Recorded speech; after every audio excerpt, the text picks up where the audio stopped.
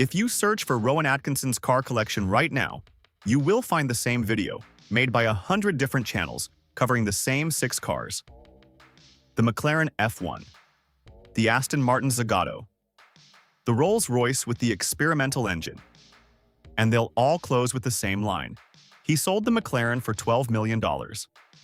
That story is true. And it's also the least interesting thing about his garage. Because the cars that reveal who Rowan Atkinson actually is, the ones that tell you about his taste, his obsessions, his willingness to make completely irrational decisions in pursuit of something he genuinely loves, are the ones that almost nobody mentions.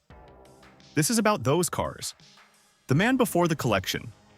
Rowan Atkinson has a master's degree in electrical engineering from Oxford University. Before he was Mr. Bean, before he was Blackadder, before the McLaren and the millions, he was a student who understood how things worked at a fundamental level. Circuits, systems, tolerances, the relationship between input and output. That engineering brain never left. It just found a more expensive hobby.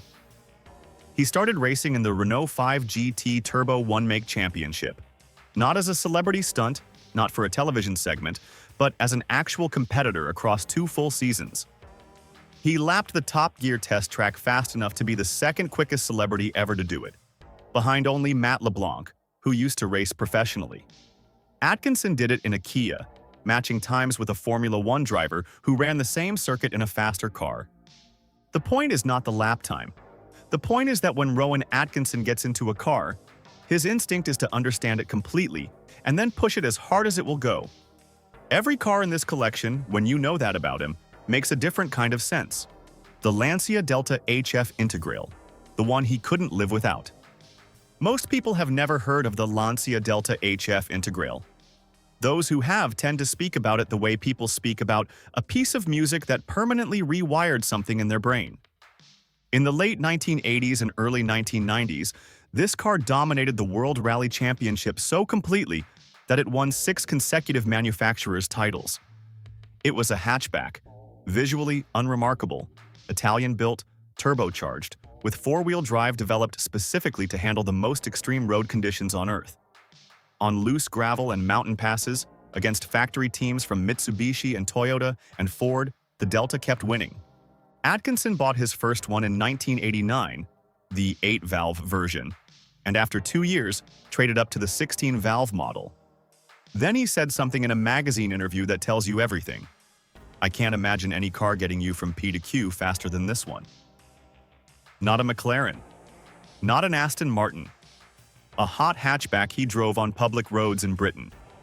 Decades later, in 2011, he tracked down a 1993 Integrale Evo 2, the final and most developed version of the model, imported from Japan in a rare Lord Blue finish with tan Alcantara interior, still looking almost new. He bought it, kept it for over a decade, and eventually sold it at auction in 2023, where it fetched significantly more than most people expected. He owned 3 Lancias across his lifetime. Not because they were valuable, because they were, in his own words, the fastest way between 2 points that he had ever experienced. That is an engineer talking, not a collector. The Lancia Thema 8.32, the Ferrari hiding in plain sight. Here is a car that Rowan Atkinson owned that almost nobody has ever heard of, and which is arguably one of the most interesting automotive objects of the 1980s. The Lancia Thema 8.32 looks, from the outside, like a sensible Italian executive saloon. No aggressive bodywork, no obvious performance signaling. The kind of car a regional bank manager might drive to meetings in Turin. The badge on the boot says Thema. The badge on the engine says something rather different. Lancia, in 1986, dropped a 2.9-liter Ferrari Fi 8 engine into a family saloon. The same basic engine configuration that Ferrari used in the 308 GTB. They called it the 8.32, 8 cylinders, 32 valves, and revealed it at the Turin Motor Show that year to widespread bewilderment and delight in equal measure.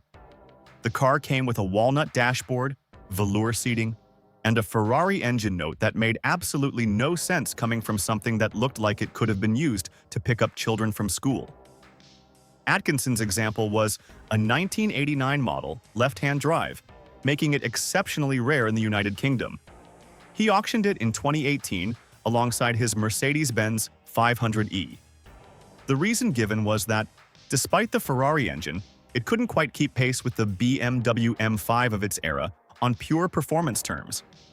Atkinson apparently found this verdict final. He had enjoyed it. He had reached a conclusion about it. And when he reaches a conclusion, the car goes. That pattern of acquisition, deep engagement, and decisive exit is one of the most consistent things about him as a collector. The Mercedes-Benz 500e, the one he couldn't let go. The Mercedes-Benz 500e is one of the most quietly extraordinary cars ever produced. And the story of Atkinson's relationship with it is one of the most revealing things about how he thinks. In 1991, Atkinson bought a brand new 500e. The 500e was not a car Mercedes produced in the normal sense. Each one was hand-assembled through a collaboration between Mercedes and Porsche, shuttled between the two factories on flatbed trucks, taking up to 18 days per car to complete. It was Mercedes's answer to the BMW M5, a large, understated executive saloon with a 5.0-liter V8 tucked into an engine bay that required Porsche's engineers to cut and reshape the front subframe to make it fit. From the outside, indistinguishable from a standard E-Class. From the driver's seat, something else entirely. Atkinson sold it in 1994. He moved on. More than 20 years passed. Then, in 2015, he found himself buying another 500e, a 1993 model. And in 2017, something even more unlikely happened. He was able to track down and repurchase his original 1991 car from the very same person he'd sold it to. He bought back a car he'd owned a quarter of a century earlier. Within a year, he sold the 1993 model at auction. Shortly after that, the 1991 car went too. But the act of hunting it down, of going back for something he'd once let go, tells you more about Atkinson's relationship with cars than any auction price ever could. These are not trophies to him. They are experiences he wants to return to. And when he's satisfied that he has, he moves forward again. The 1977 Aston Martin V8. Vantage, where it all began. Most people, when they discuss Atkinson's Aston Martin ownership, jump straight to the Zagato, the race car, the crash at Croft Circuit, the repair that cost more than the sale price. But the first Aston Martin came before all of that, and it arrived at a very specific moment. 1984, the year Atkinson became a genuine British cultural phenomenon. Blackadder had just aired. He was recognizable everywhere, and he bought a 1977 Aston Martin V8 Vantage as his third owner in a burgundy finish, becoming, by his own description, the first real car purchase he made that went beyond ordinary. Here is the detail most coverage misses. The car was left-hand drive. In Britain, where everything drives on the left. Atkinson had it converted, a significant engineering undertaking, to right-hand drive. He didn't buy a different car. He changed the one he wanted to be what he needed it to be. He used the Vantage in one of his Johnny English films. It remained in his collection for decades, appreciating steadily, until he offered it at auction with an estimate of £180,000 to £220,000. It had been, for 40 years, the car that started the serious chapter of his collecting life. The Honda NSX, a daily driver with a unique history. While everyone argues about the McLaren and the Zagato, Atkinson's 2002 Honda NSX has been sitting quietly in his garage for years, used as a daily driver.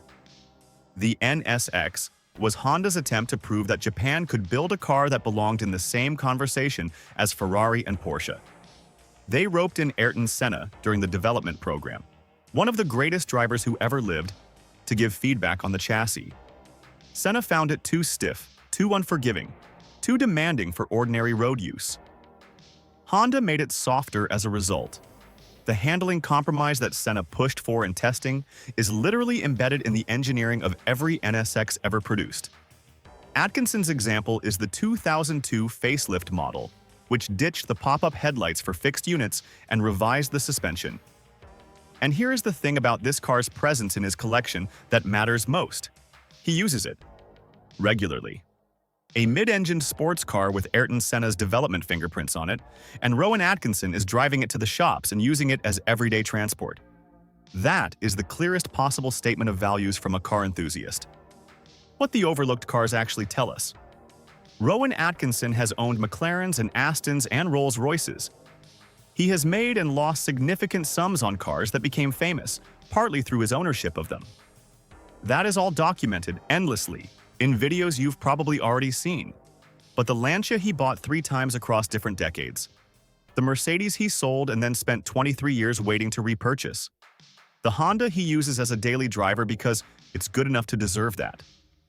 The Aston Martin he had converted from left-hand drive because he wanted it and it wasn't quite right.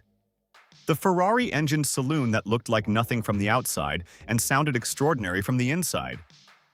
These are the cars of a man who holds a master's degree in engineering and has spent his entire adult life pursuing the specific sensation of a well-made machine doing exactly what it was designed to do. Not loudly, not visibly, just correctly. The McLaren F1 is a famous car, but the Lancia Delta with the worn Alcantara seats and Lord Blue paint, imported from Japan because the color was right. That is who Rowan Atkinson actually is. Subscribe to Drive Directive and tell us in the comments, which of these overlooked cars would you most want to drive?